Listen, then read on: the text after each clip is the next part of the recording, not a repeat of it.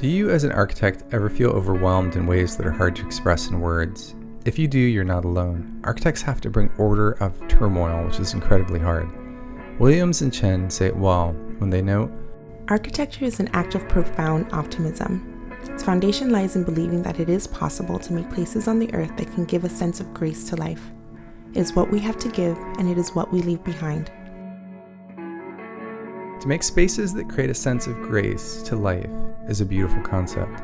At its root is the idea that architects can take the rough and disorderly and transform it into something profound.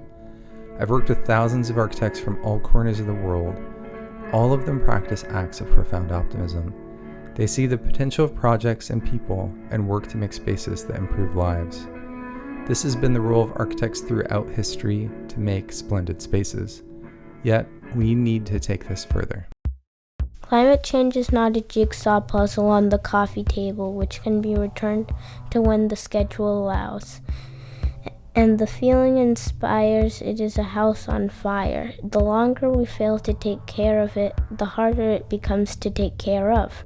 It seems like we have to regularly remind ourselves that the house is on fire. This is hard because there's so many arguments against change. Like high design comes first and sustainability follows, or net zero and regenerative designs are too expensive. Yet, we've been challenged to create a net zero carbon future. Practicing is complicated enough without adding this to the mix, right? So where do we go from here? We can 1, ignore the risks of the climate crisis and dedicate ourselves to creating great spaces.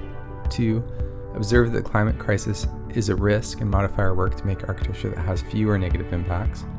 Or 3, treat the climate crisis as a true crisis and transform spaces into net zero or regenerative built environments. If we choose option 3, know that any project can achieve at least net zero carbon. You may be thinking this is crazy, that lofty goals or huge premiums and trying to get them on projects is futile.